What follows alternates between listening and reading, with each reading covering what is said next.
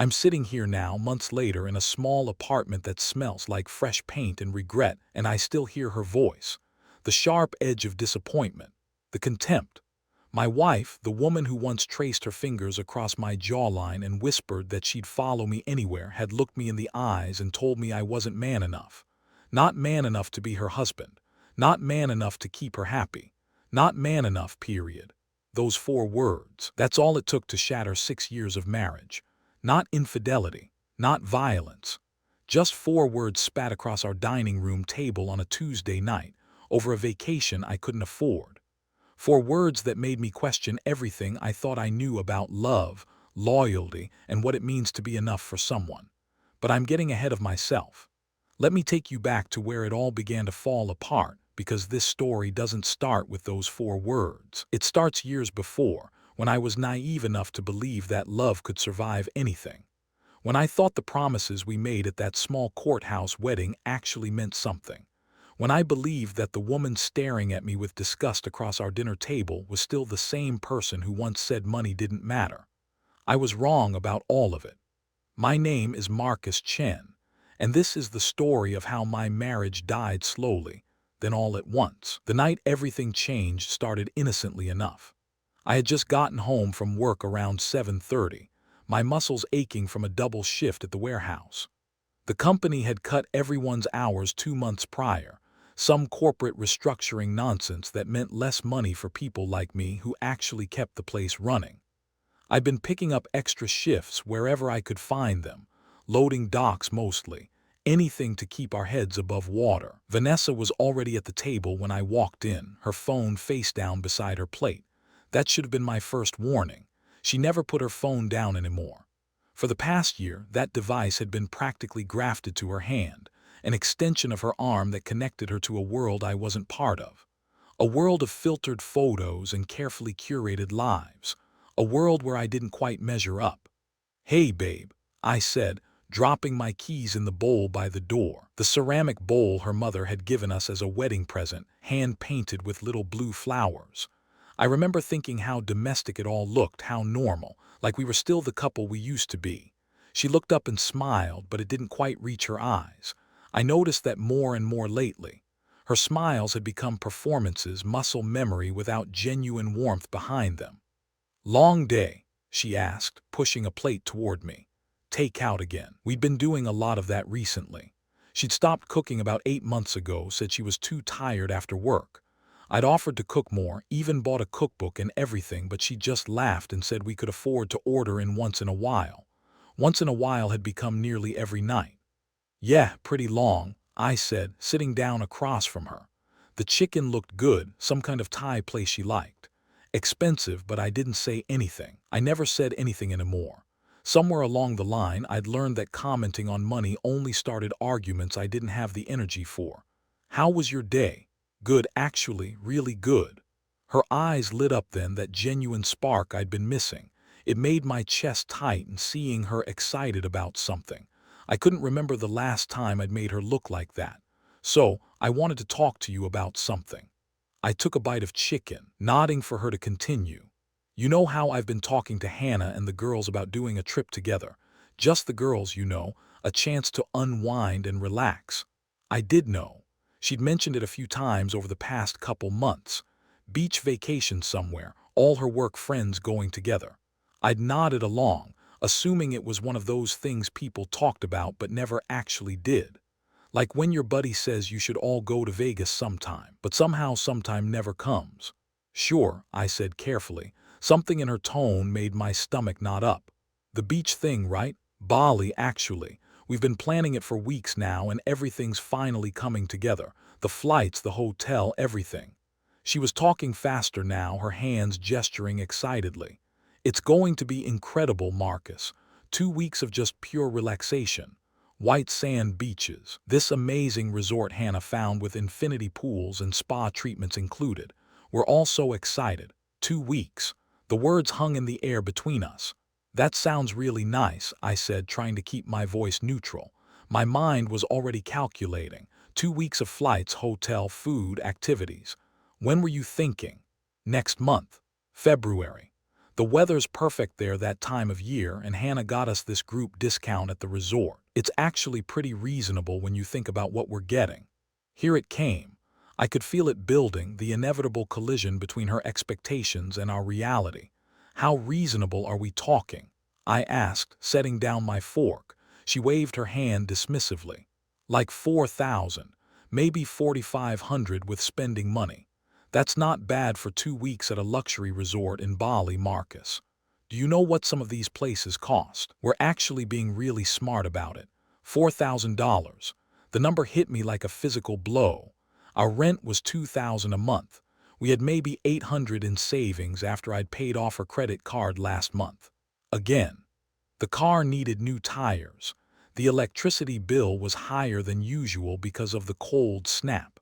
I'd been putting off going to the dentist for 6 months because we couldn't afford the copay. $4,000 might as well have been 4 million.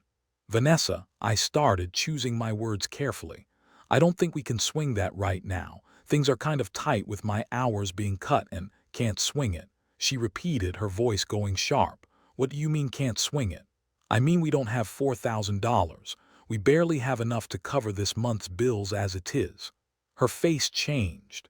It was like watching a door slam shut, all that excitement draining away and being replaced with something cold and hard.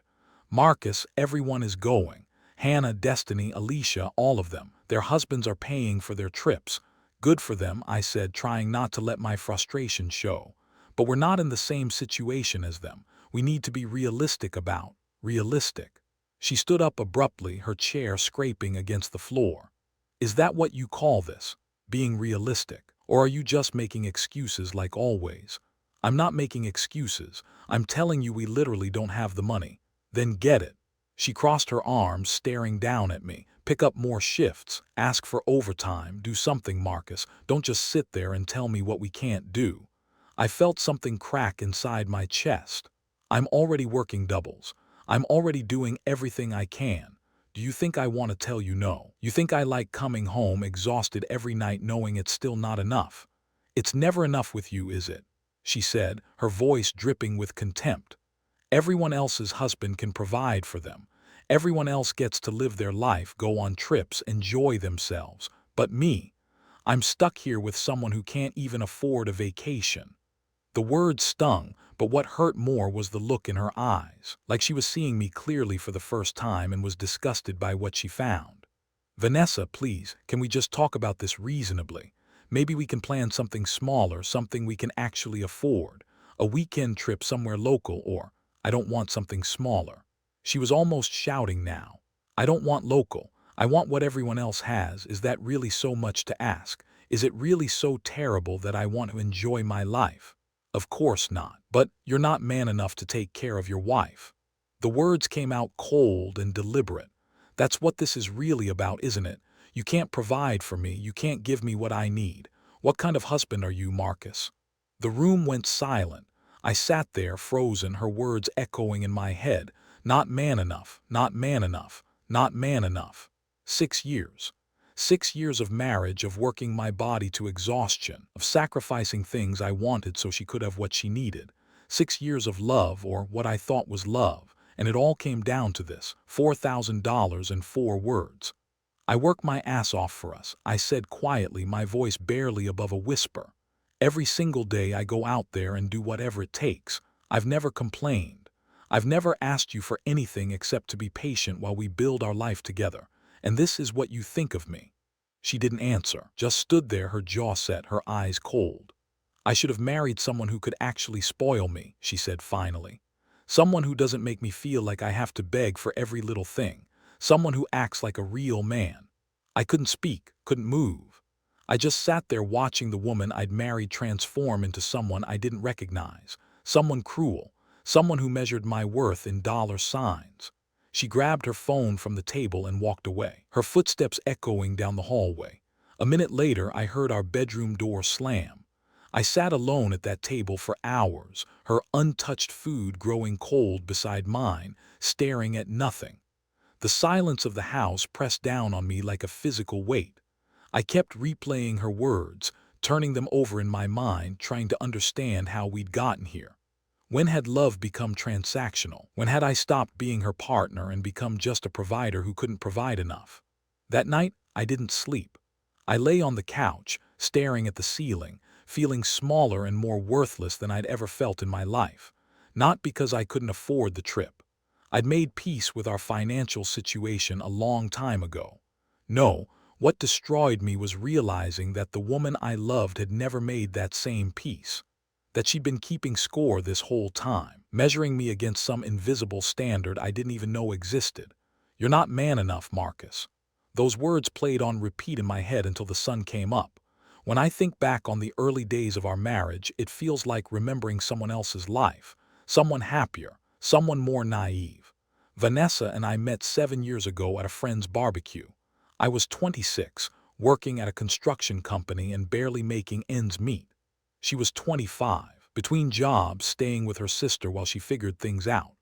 I remember seeing her across the yard, laughing at something someone said, her head thrown back, completely unself-conscious. She wore a simple yellow sundress and had her hair pulled back in a messy ponytail. She was the most beautiful thing I'd ever seen. We talked for 3 hours that day. Just talked. About everything and nothing. She told me about her dreams of working in marketing, making it big in some fancy firm downtown. I told her about wanting to start my own handyman business someday, being my own boss. We both knew they were pipe dreams, the kind of things you tell strangers at parties, but it felt good to say them out loud. To have someone listen like they believed in you. I asked for her number at the end of the night. She smiled and said, "I thought you'd never ask." Our first date was at this hole-in-the-wall Mexican restaurant near her sister's place. I spent $30 on dinner for both of us and worried the whole time that it wasn't nice enough, that she'd think I was cheap. But she loved it. Said it reminded her of this place her family used to go to when she was a kid. We talked until the waitress started pointedly stacking chairs. We were inseparable after that. Within 3 months, she'd moved into my tiny studio apartment. It was barely 500 square feet, with a bathroom so small you had to stand sideways to close the door, but we didn't care. We were happy. God, we were so happy. I remember lying in bed with her on Saturday mornings, the sunlight filtering through the cheap blinds, making plans we couldn't afford. She'd trace patterns on my chest and talk about the house we'd buy someday, with a big backyard and a kitchen where she could cook elaborate meals. I'd tell her about the truck I'd get for my business, something reliable with room for all my tools. "We'll get there," she'd say, her voice soft and certain. "It doesn't matter how long it takes, we'll build it together." I believed her. I believed in us. We got married at the courthouse a year and a half after we met. It wasn't fancy. Her sister and my best friend Jake were our only witnesses. Vanessa wore a white dress she'd found on sale at Target, and I wore the only suit I owned, the one I'd bought for my father's funeral 3 years earlier. We couldn't afford rings, so we used brass bands from a craft store that turned our fingers green within a week. None of it mattered. When the judge pronounced us husband and wife and I kissed her for the first time as my wife, I thought I was the luckiest man alive. "I love you exactly as you are," she whispered against my lips. "Don't ever change." For the first 3 years, we struggled, but we struggled together. We ate ramen noodles 4 nights a week and called it our special recipe. We split a Netflix account with Jake and his girlfriend. Our furniture was a mix of hand-me-downs and curb finds that we'd refinish together on weekends. I taught her how to use a paintbrush, and she taught me that throw pillows actually did make a couch more comfortable.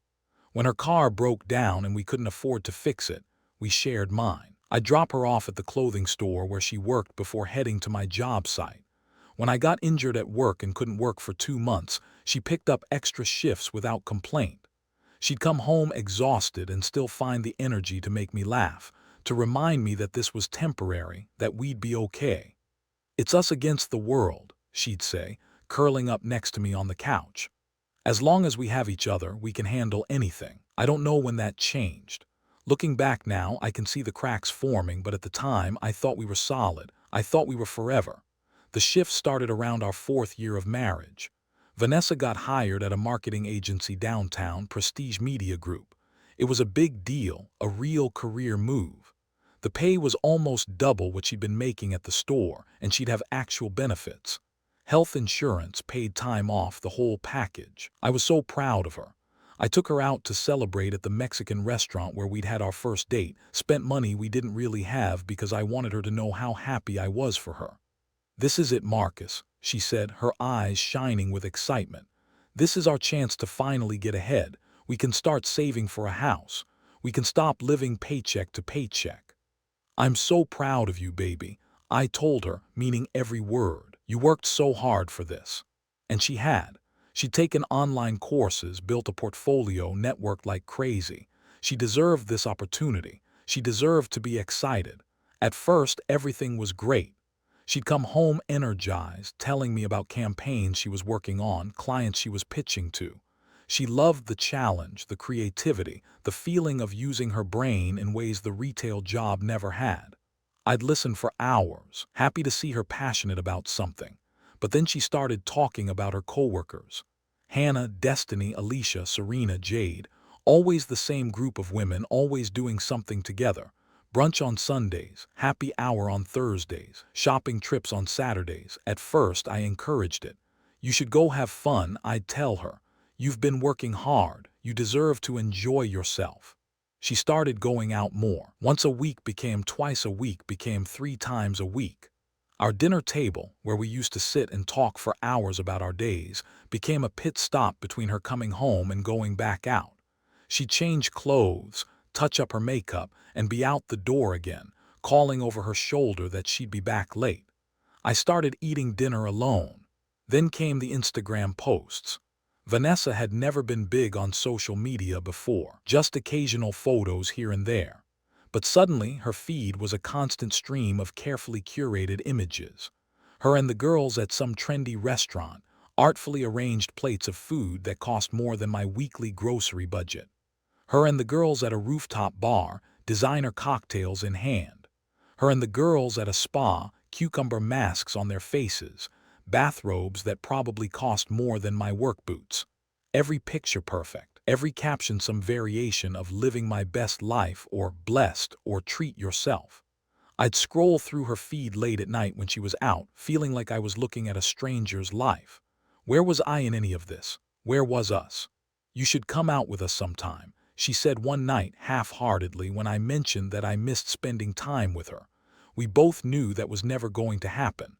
I didn't fit into that world. I didn't own the right clothes, didn't know the right references, didn't have the right job title. I was just Marcus, the guy who worked at a warehouse who came home smelling like sweat and manual labor. Not exactly the image she was cultivating online. The comparison started slowly. Little comments here and there that I tried to brush off. "Hannah's husband just bought her a new car, a BMW. Can you believe that?" "Destiny's apartment is gorgeous. They have this whole walk-in closet just for her shoes." Alicia's husband surprised her with a weekend in wine country. So romantic. At first, I'd laugh it off. Must be nice. Maybe when we win the lottery, huh? But the comments kept coming, each one landing a little heavier than the last. Each one carrying an unspoken comparison. "They have this. Why don't we? He does that. Why don't you?" I started working longer hours, picking up every overtime shift I could, partially because we needed the money, especially with Vanessa's spending increasing to keep up with her friends, but mostly because being at work was easier than being at home, watching my wife slowly fall out of love with our life, with me. She stopped asking about my day. When I'd try to tell her about work, her eyes would glaze over, her attention drifting to her phone. I'd trail off mid-sentence sometimes, and she wouldn't even notice. We'd sit in the same room, separated by nothing but air and everything that mattered. Our conversations became transactional. "Did you pay the electric bill? Can you pick up milk on your way home? I'll be out late tonight." Functional exchanges between two people who shared an address but not a life anymore. The woman who used to trace patterns on my chest and talk about our future stopped touching me altogether. We slept on opposite sides of the bed, a canyon of space between us. When I'd reach for her in the night, she'd mumble that she was tired and roll away. I tried to talk to her about it once, maybe 6 months before the Bali trip came up. "Vanessa, do you feel like we're drifting apart?" She looked up from her phone, irritated at the interruption. "What are you talking about?" "I just feel like we don't connect anymore. like we're roommates instead of married. She sighed, that particular sigh she developed that made me feel like I was being unreasonable just for having feelings. Marcus, I'm tired. Can we not do this right now? When can we do this? You're always tired, or you're out with your friends, or you're on your phone. When do I get to talk to my wife? You're being dramatic. Just because I have a social life now doesn't mean anything's wrong with us. It's not about you having a social life. It's about us not having a life together anymore. She stood up, grabbing her purse. I don't have time for this. Hannah's waiting for me. She left, and I sat there feeling stupid for trying, for caring, for thinking that maybe she still cared too. That night, staring at the closed door, I realized something that terrified me. I wasn't sure if she loved me anymore, and I wasn't sure if I knew how to love the person she'd become. The woman I'd married, the one who thought brass rings and ramen noodles were enough because we had each other, she was gone. In her place was someone who measured happiness in Instagram likes and designer labels. Someone who looked at me and saw only what I couldn't provide. I should have seen the Bali trip coming. All the signs were there. But part of me kept hoping that the woman I married was still in there somewhere, that she'd remember what we used to mean to each other. That love would be enough, the way it used to be. I was wrong. The morning after Vanessa called me not man enough, I woke up on the couch with a stiff neck and a hollow feeling in my chest. The kind of emptiness that comes from crying yourself to sleep, though I barely remembered doing it. The sun was coming through the windows at an angle that told me I'd overslept. I grabbed my phone and saw 3 missed calls from my supervisor. I'd slept through my alarm. Great. I called him back, apologized, said I'd had a family emergency. He wasn't happy, but what else could I say? My wife tore my heart out last night, so I forgot to set my alarm. I got ready in a daze, moving through the motions of showering and dressing without really being present for any of it. Vanessa's door, our bedroom door, was still closed. I stood outside it for a moment, my hand raised to knock, wanting to say something, anything. But what was there to say? I let my hand fall and left for work. The warehouse was brutal that day. Every box I lifted felt twice as heavy. Every hour dragged on for an eternity. My coworkers kept asking if I was okay. I kept saying I was fine. Nobody believed me. During my lunch break, I sat in my car and stared at my phone.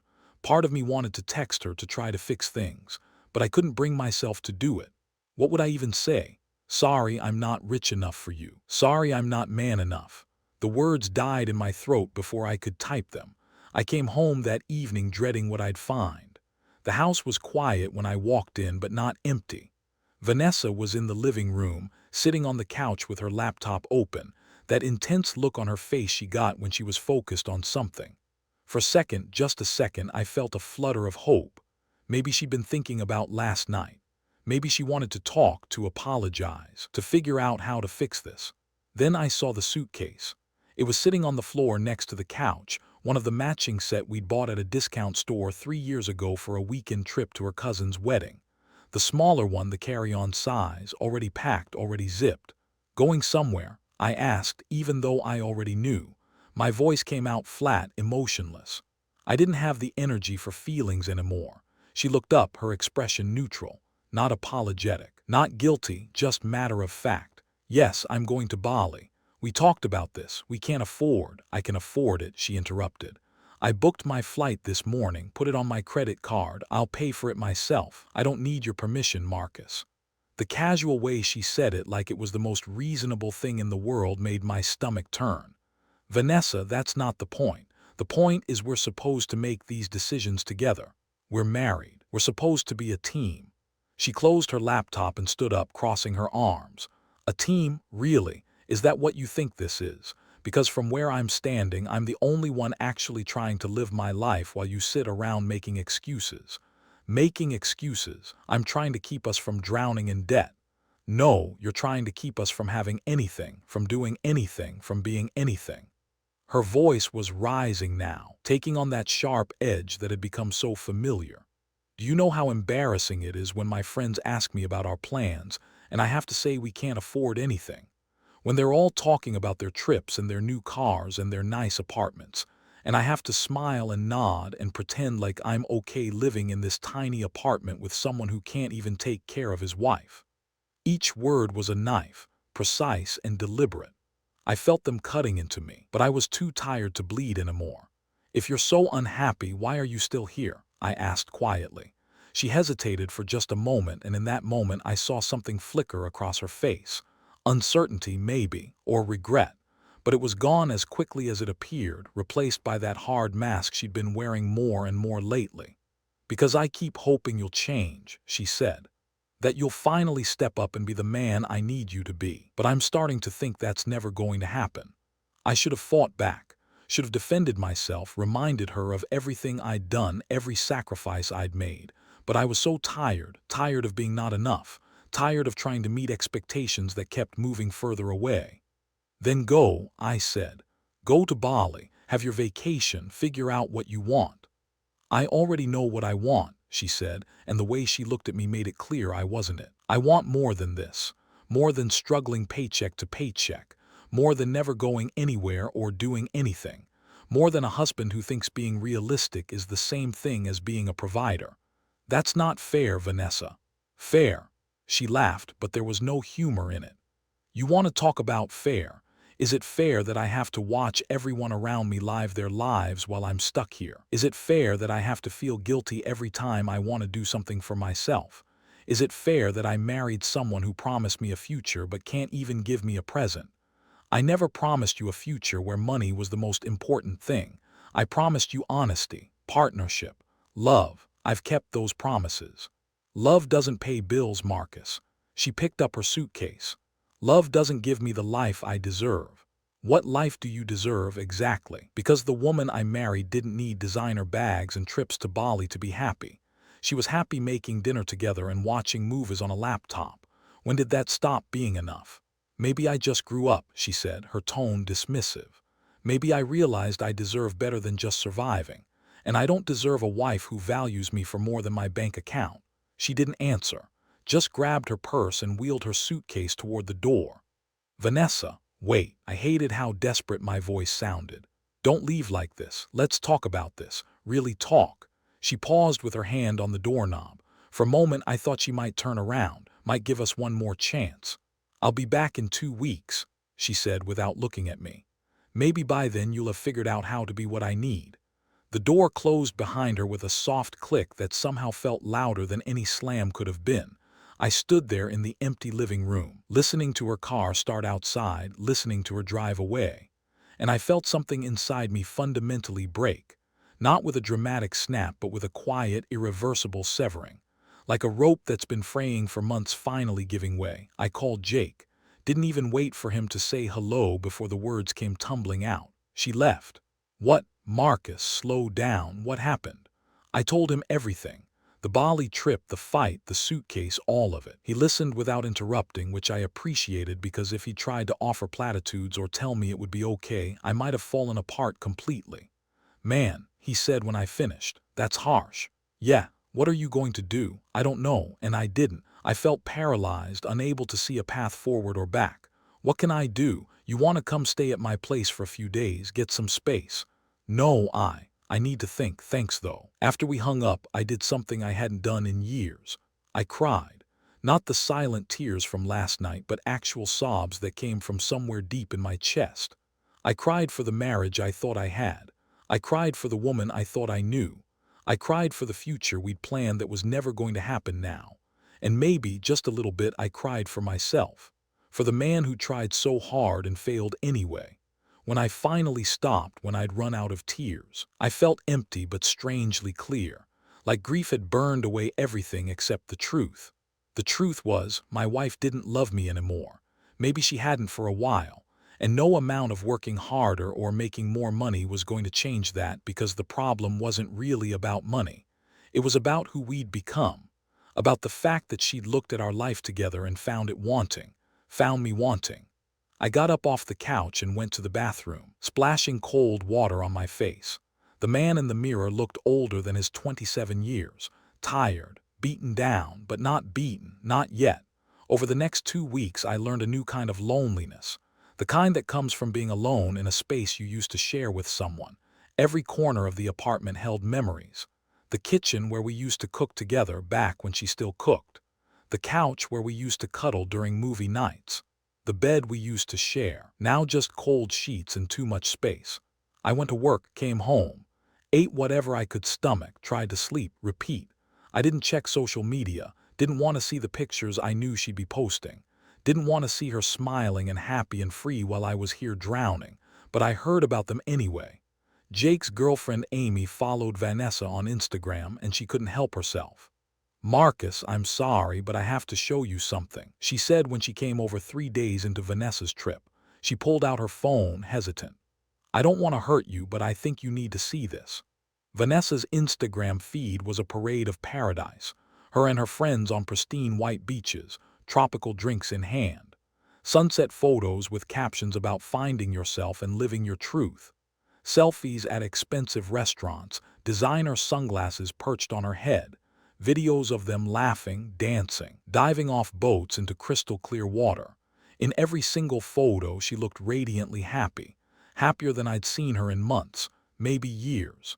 She tagged the resort, Amy said quietly, $700 a night. I did the math quickly in my head. 700 times 14 nights plus food plus activities plus drinks plus whatever shopping she was doing. That credit card bill was going to be catastrophic. "She doesn't care," I said, handing the phone back. "She doesn't care about the debt. She just cares about keeping up with everyone else." Amy looked at me with such pity that I had to look away. "I'm sorry, Marcus, this sucks." "Yeah, but it was the comments that really got me." When I was alone that night, curiosity got the better of me. I logged into Instagram for the first time in months and looked at her posts. Hundreds of likes, dozens of comments. "Queen behavior, you deserve this." "Living your best life." Goals. Her friends commenting with fire emojis and heart eyes. Strangers she'd never met validating her decisions. A chorus of voices telling her that this was right, that she was right, that wanting more and taking it regardless of the consequences was empowering. Nobody asked where her husband was. Nobody wondered how she was paying for it all. Nobody cared about anything except the carefully curated fantasy she was presenting. I scrolled through her feed, going back months, and saw the story she'd been telling, a story where I barely existed. There were pictures of her friends, her coworkers, fancy meals, beautiful places, but me. I appeared in exactly 2 photos in the last 6 months.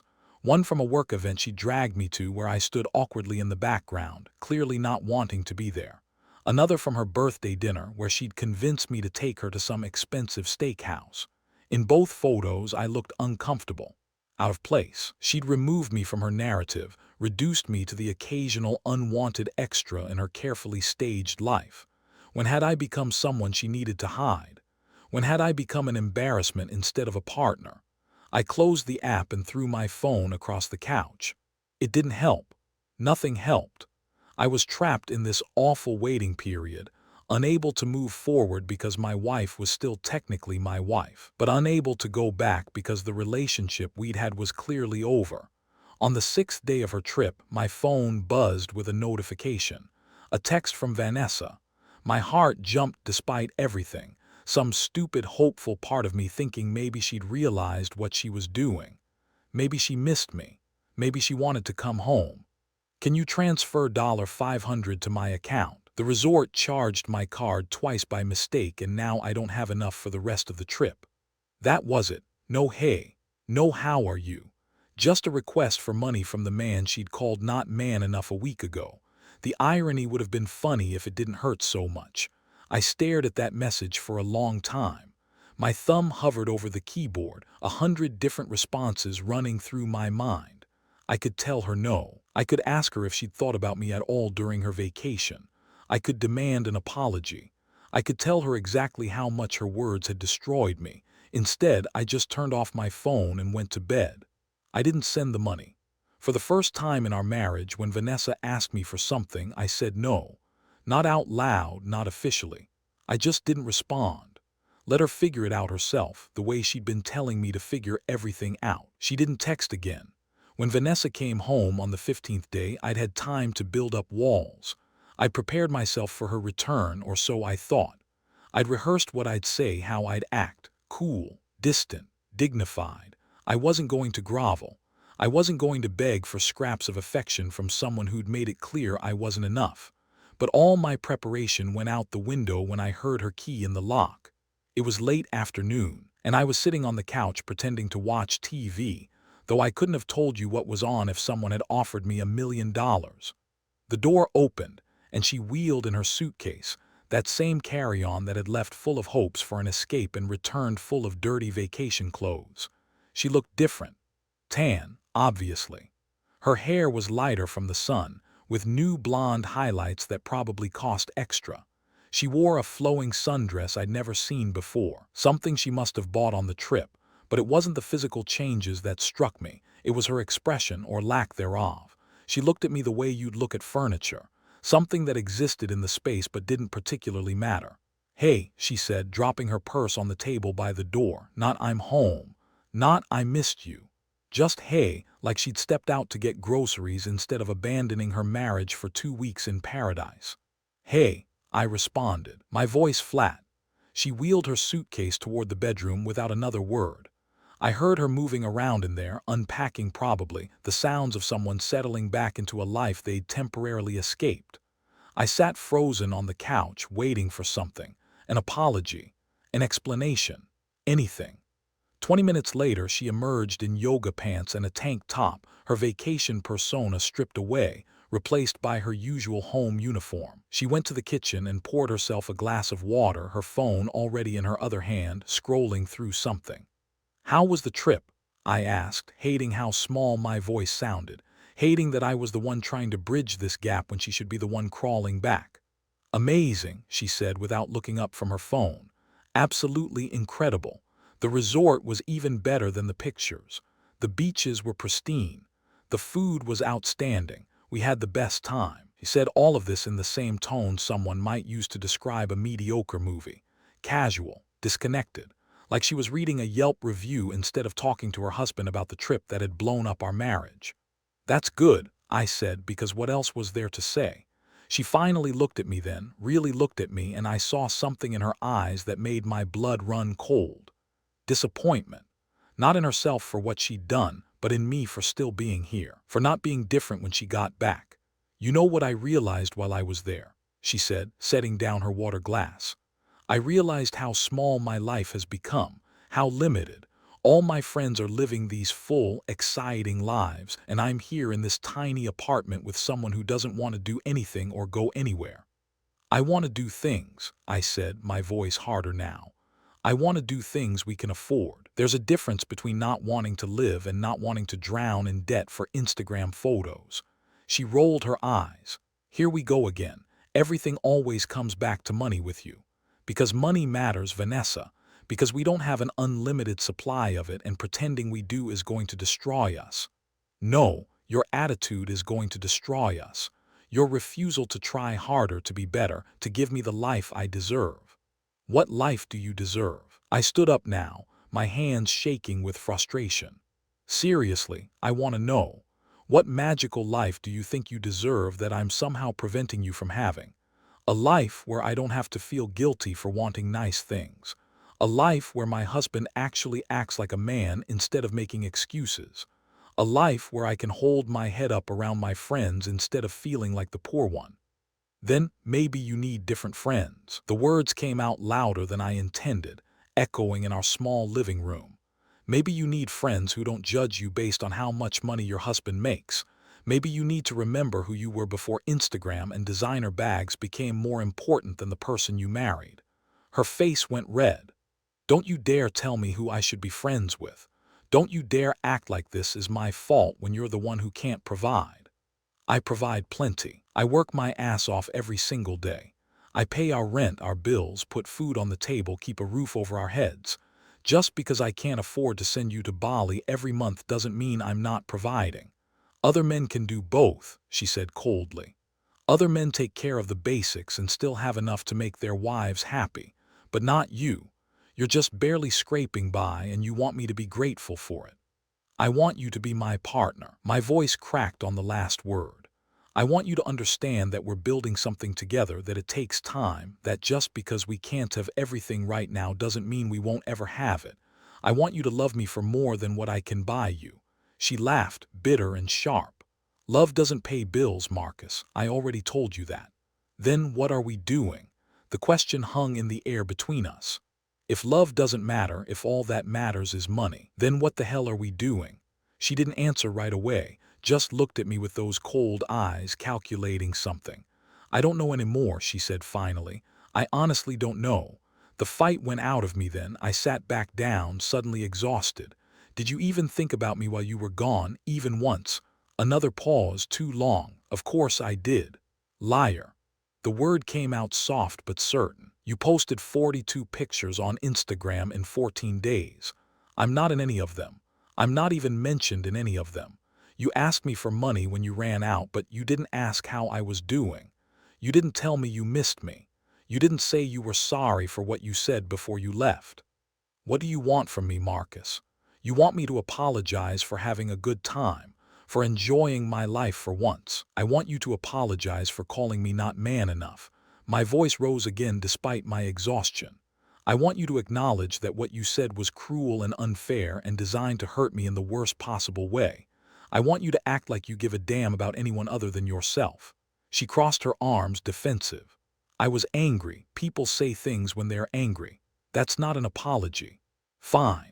I'm sorry I hurt your feelings. Is that what you want to hear? Not like that. Not like you're apologizing to a child for taking away their toy. A real apology with actual remorse. I can't give you what you want if I don't feel it, she said, and at least that was honest.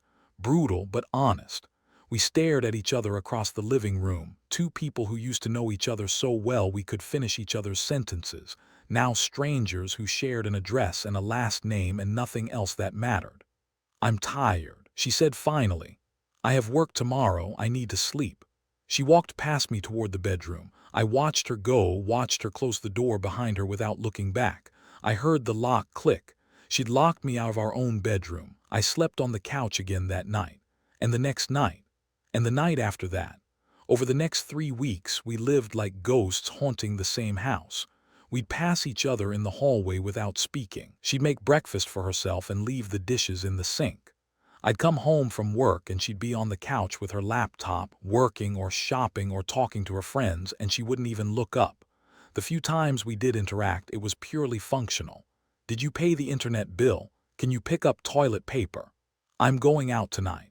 No emotion, no connection, just two people existing in the same space, orbiting around each other but never touching. I started picking up even more shifts at work, partially because we needed the money even more now with Vanessa's credit card bill coming due, but mostly because being at work was easier than being at home.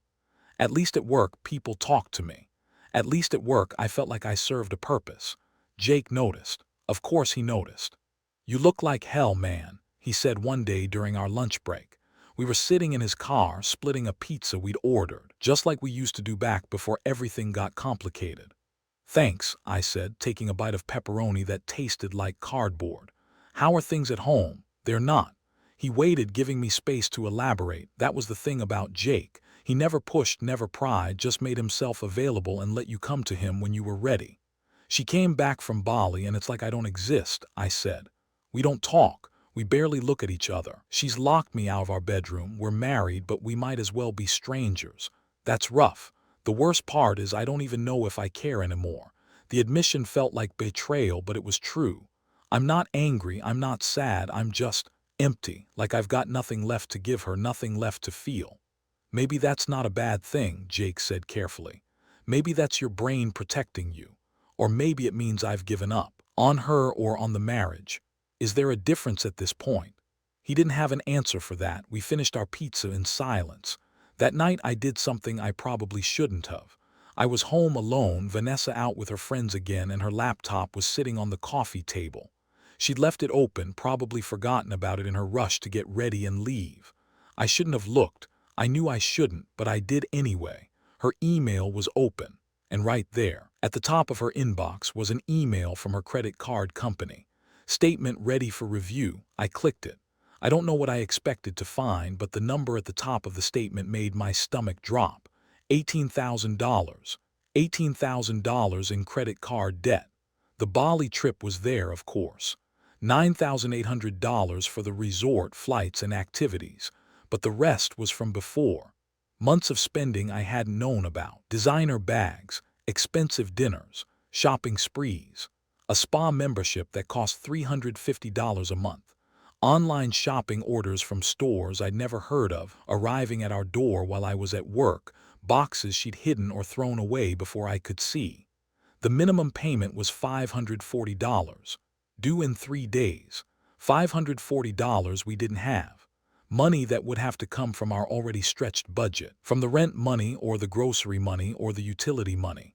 Money that meant I'd have to pick up even more shifts, work even longer hours, sacrifice even more of myself to pay for her need to keep up appearances. I sat there staring at that number, feeling something shift inside me. Not anger, not even hurt, just clarity. Cold, hard clarity about what my life had become and what it would continue to be if I stayed. I was married to someone who valued things over people, who measured love in dollars and respect in designer labels, who had racked up $18,000 in secret debt to maintain an image for friends who probably wouldn't even remember her name in 5 years, and she'd called me not man enough. I closed the laptop and went to the bedroom. The door was still locked, but I knew where she kept the spare key. I opened the door and started packing my things. Not much. Some clothes, my toiletries, a few personal items that mattered to me. It all fit in one duffel bag. When had my entire life shrunk down to fit in one duffel bag? I left the bag by the door and sat on the couch to wait for her to come home. She stumbled in around midnight, giggling at something on her phone, smelling like wine and expensive perfume. She didn't notice me at first, just kicked off her heels and headed toward the bedroom. "We need to talk," I said. She jumped, startled. "Jesus, Marcus, you scared me. What are you doing sitting in the dark?" I turned on the lamp. "I saw your credit card statement." Her face changed. Guilt flashed across it for just a second before being replaced by defensiveness. "You went through my computer. It was open, and that's not the point. The point is you have $18,000 in debt that I didn't know about. It's my credit card, my debt. We're married, Vanessa. Your debt is our debt. Your financial decisions affect both of us, and you've been lying to me for months." "I haven't been lying, I just didn't tell you. That's the same thing. I knew you'd react like this. This is exactly why I didn't tell you. You just lecture me about being responsible and living within our means and all your boring bullshit about money." Boring bullshit. I stood up, my hands shaking. "That boring bullshit is the only reason we still have an apartment. That boring bullshit is why the lights are still on and there's food in the fridge. While you've been spending money, we don't have to impress people who don't care about you. I've been working myself to death trying to keep us afloat. Nobody asked you to do that. Nobody asked you to be such a martyr. You asked me to be your husband. That's what husbands do. They take care of their families. They make sacrifices. They work hard even when they are exhausted because that's what love is." "Love." She laughed, and it was the ugliest sound I'd ever heard. "Is that what you think this is? You working all the time and coming home tired and expecting me to be grateful? That's not love, Marcus. That's you being too much of a coward to admit you can't give me what I need." And there it was again. Not man enough, just phrased differently. The same accusation, the same contempt. "I'm done," I said quietly. "What?" "I'm done. I'm leaving tonight." For the first time she looked uncertain. "You're not serious." I've never been more serious about anything in my life. I picked up my duffel bag from where it sat by the door. "I can't do this anymore, Vanessa. I can't be married to someone who hates me, who looks at me with disgust, who thinks I'm worthless because I don't make 6 figures. "I don't hate you," she said, but her voice was weak. "Yes, you do. Maybe you don't want to, but you do. And honestly, I'm starting to hate you too. Not for the money or the debt or even the trip, but for making me feel like I'm not enough. For taking someone who loved you completely and grinding him down until there was nothing left." "Marcus, wait. Let's talk about this. Let's figure it out." "There's nothing to figure out. You made it clear what you want, and it's not me. It's never been me. It's what I can provide. And I can't provide enough. I'll never be enough for you. Where will you go?" "Jake's place. Then I'll figure it out." She was crying now, but I couldn't tell if it was real or performative. And the fact that I couldn't tell, that I didn't even trust her tears anymore, told me everything I needed to know. "I'll come back for the rest of my stuff in a few days," I said, opening the door. "You can have the apartment. You can have everything. I just want out." Marcus, please. I paused in the doorway, looking back at her one last time. She looked small standing there in our living room, mascara running down her cheeks, her expensive dress wrinkled from her night out. For just a second I saw a flash of the woman I'd married. Young, vulnerable, lost. But that woman was gone, had been gone for a long time, and I couldn't keep mourning someone who was still alive but had chosen to become someone else. Goodbye, Vanessa. I closed the door behind me and walked to my car. I didn't look back, didn't let myself hesitate.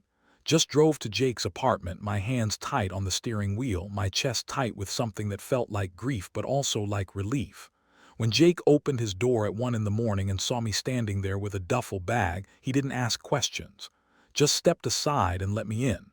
"Guest room's all yours," he said. "Stay as long as you need." "Thanks, man. You okay?"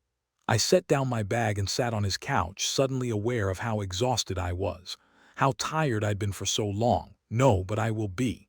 And for the first time in months, I actually believed it. Living at Jake's place was an adjustment. His apartment was smaller than ours had been, a cramped one-bedroom where I slept on a futon in his living room. But it was quiet, peaceful. Nobody looked at me with disappointment or contempt. Nobody made me feel like I was failing just by existing. The first few days were the hardest.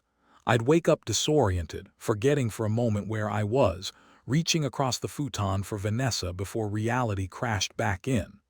I'd check my phone compulsively, some stupid part of me hoping she'd call or text, that she'd apologize, that she'd tell me she'd made a terrible mistake. She didn't. Not once. Jake was good about giving me space while also making sure I wasn't completely isolating myself. He'd drag me out for lunch, or we'd watch a game together, or he'd just sit with me in comfortable silence while we both scrolled through our phones. He never pushed me to talk about it, never offered unwanted advice. He just existed alongside me while I figured my shit out. "You doing okay?" He'd ask every few days. "Getting there," I'd respond. And gradually, it became less of a lie. I threw myself into work with a new intensity.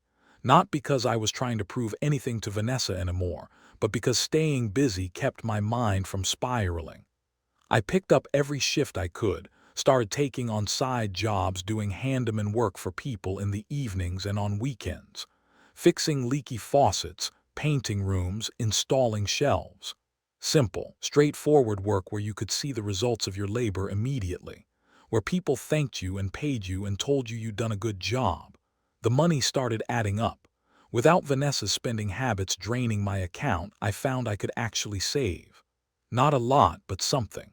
For the first time in years, I watched my bank account balance go up instead of down. It was a small victory, but it felt monumental. 3 weeks after I left, Vanessa finally texted me. "We need to talk about what happens next." I stared at that message for a long time before responding. "Okay, when? Can you come by the apartment this weekend? Saturday afternoon?" "Fine." That Saturday, I drove back to the apartment that had been my home for 3 years. It felt strange pulling into the familiar parking lot, walking up the familiar stairs, standing in front of the familiar door, like visiting a place you used to live in another lifetime. I knocked instead of using my key. It seemed appropriate somehow. This wasn't my home anymore. Vanessa opened the door and I was struck by how different she looked. Tired, older. Her hair was pulled back in a messy ponytail, no makeup, wearing sweatpants and one of my old t-shirts. She looked more like the woman I'd married than she had in years. "Hey," she said softly. "Hey." She stepped aside to let me in. The apartment looked the same but felt different. Emptier somehow, even though all the furniture was still there. Or maybe I was just different now, seeing it all with new eyes. "You want something to drink?" she asked, hovering nervously by the kitchen. "No, I'm good. You said we needed to talk." She nodded and sat down on the couch. I took the chair across from her, maintaining distance. Neutral territory. "I've been doing a lot of thinking since you left," she started, her voice quiet. "About us, about everything." I waited, not sure where this was going. "I talked to my therapist." "You're seeing a therapist?" She nodded. "Started 2 weeks ago. Hannah recommended her. I wasn't doing well after you left. I thought I'd feel relieved or free or something, but I just felt empty and scared." I didn't say anything. Part of me wanted to comfort her, old habits dying hard. but another part of me, the part that had been hurt so deeply, stayed silent. She helped me realize some things, Vanessa continued, about myself, about what I've been doing, about how I treated you. Okay. I was wrong, Marcus, about everything, about what matters, about what I said to you, about how I made you feel. Her voice cracked. I called you not man enough, and that was cruel. It was the cruelest thing I could have said, and I said it because I knew it would hurt you, because I was angry and selfish and I wanted you to hurt the way I was hurting. Why were you hurting? I asked. What did I do that hurt you? She shook her head. That's the thing, you didn't do anything. I was hurting because I was comparing our life to everyone else's and finding it lacking. But the problem wasn't our life, it was me. I got caught up in this cycle of comparing and competing, and somewhere along the way, I forgot what actually mattered. When did you forget? She thought about it, slowly. It happened so slowly I didn't even notice. First, it was just wanting nice things occasionally. Then it was needing them to feel good about myself. Then it was defining myself by them. And before I knew it, I'd become someone I don't even recognize. Someone who racked up 18,000 in secret debt. She flinched. Yes, someone who did that. Someone who lied to her husband. Someone who chose Instagram validation over her marriage. Someone who said unforgivable things to the person who loved her most. We sat in silence for a moment. I could hear the neighbor's TV through the wall, the sound of traffic outside, all the ambient noise of life continuing around us while we sat in the wreckage of ours. I'm sorry, she said, and this time it sounded real. I'm so sorry, Marcus, for all of it, for making you feel worthless, for prioritizing the wrong things, for losing sight of who we were. You deserved so much better than what I gave you. Yeah, I said quietly, I did. She started crying then, quiet tears that she wiped away with the sleeve of my old t-shirt. I don't expect you to forgive me. I know I broke something that can't be fixed, but I needed you to know that I see it now. I see what I did. I see who I became, and I hate her. I don't hate her, I said, surprising myself. I'm angry at her. I'm hurt by her, but I don't hate her. She's still you, even if she's a version of you I don't want to be married to. So that's it then, we're done. I took a deep breath. I don't know, I honestly don't know, Vanessa. Part of me wants to say yes, let's try again, let's fix this. But another part of me, the part that's been healing these past few weeks, doesn't want to go back. Doesn't want to risk getting hurt like that again. I understand. Do you? I leaned forward. Because I need you to really understand. If we were going to try to fix this, everything would have to change. Not just you making promises, but actual concrete changes. Therapy, both of us. Financial counseling. Complete transparency about money. No more secrets. No more comparing our life to other people's. No more putting social media validation above our actual relationship. I'll do all of that, quickly. Whatever it takes. But here's the thing, Vanessa. I don't know if I want to. I don't know if I have it in me to try again, because the trust is gone. You didn't just hurt me. You fundamentally changed how I see you, how I see us, and I don't know if that can be undone. She nodded, fresh tears falling. What do you want to do then? I think. I paused, making sure of my words. I think we need to separate officially. Not divorce yet, but a real separation. 6 months, maybe. Where we both figure out who we are without each other. Where you work on yourself and I work on myself, and we see if there's anything left worth saving. 6 months. Yeah. 6 months where we don't see each other except to handle practical things. Where you focus on getting your finances under control and figuring out what actually makes you happy. Where I figure out if I can ever trust you again. And at the end of 6 months, we see where we are. Maybe we try again, maybe we don't, but at least we'll know we gave ourselves time to heal instead of just jumping back into something broken. She wiped her eyes. Okay, 6 months. I'll need to come get the rest of my stuff. Whenever you want, I'll make sure I'm not here if that's easier. Probably easier. We stood up, and there was an awkward moment where neither of us knew quite what to do. Hug, shake hands, just leave. Marcus, she said as I moved toward the door. Yeah. You are man enough, you're more than man enough, you always were. I'm sorry it took losing you for me to see that. I nodded, my throat tight. Take care of yourself, Vanessa. You too. I left the apartment for what might be the last time, closing the door gently behind me. As I walked to my car, I felt something unexpected. Not happiness exactly, not relief, but something close to peace. Like I'd finally stood up for myself. like I'd finally valued myself enough to walk away from someone who didn't. The next few months were a study in contrasts. I kept living at Jake's place, kept working my regular job and taking side gigs, kept putting money away. But I also started doing things for myself. Small things at first. I bought new clothes that actually fit instead of wearing things until they fell apart. I went to the dentist. I started going to the gym with Jake in the mornings, pushing my body until I was too tired to think. I made a list of things I'd always wanted to do but never had time or money for when I was trying to keep Vanessa happy. I started working through it, took a weekend trip to the mountains by myself, bought a nice set of tools I'd been eyeing for years, started reading again, something I'd loved but had abandoned somewhere along the way. I went to therapy too, even though I couldn't really afford it. Found a guy who worked on a sliding scale, Dr. Patterson, an older man with kind eyes and a no-bullshit attitude. He helped me unpack everything that had happened, not just with Vanessa but before. The patterns I'd fallen into, the ways I'd sacrificed myself thinking it was love when really it was just fear of being alone. You made yourself small, he said during one session. You diminished yourself to make room for someone who kept demanding more space. How do I stop doing that? You already have, you left. Now you just have to remember that you're allowed to take up space, that your needs matter just as much as anyone else's. It sounds simple, but it wasn't. Relearning how to value myself, how to believe I was enough just as I was, took work, daily work. Some days were easier than others. I heard about Vanessa through mutual acquaintances. She'd apparently cut back on going out with her friends, started selling some of her designer bags and clothes online to pay down her debt, was seeing a therapist regularly. Part of me was glad she was working on herself. Part of me didn't want to care at all. 4 months into our separation, I was doing a side job installing shelves for an elderly woman, Mrs. Chen, who lived a few blocks from Jake's place. She made me tea and insisted I sit and drink it with her when I finished.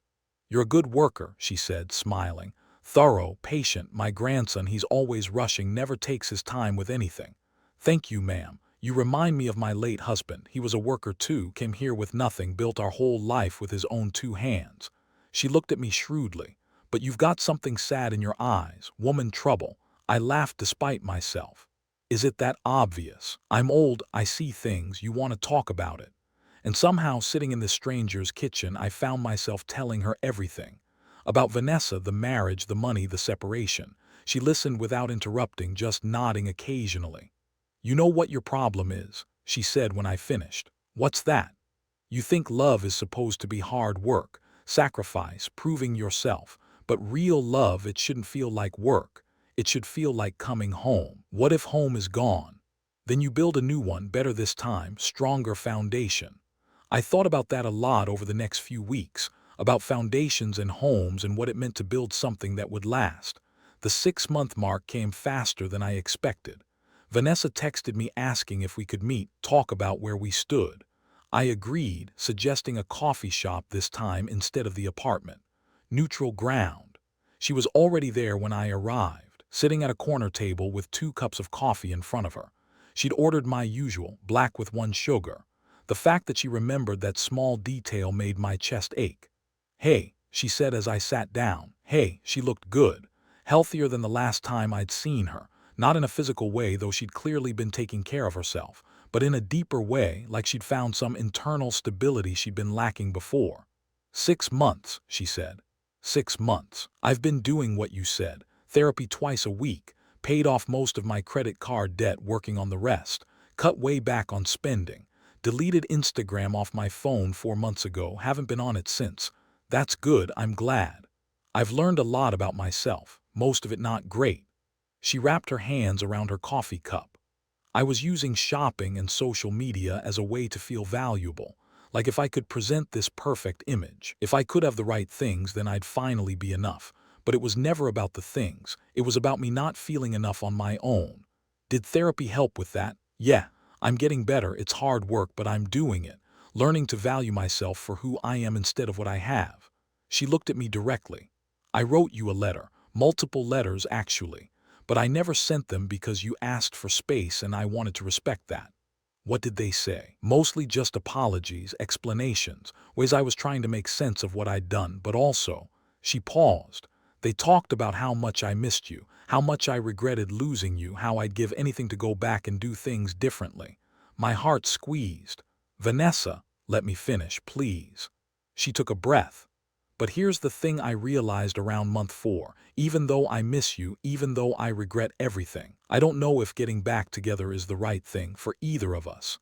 That caught me off guard. I'd expected her to fight for us, to make a case for trying again. Why not?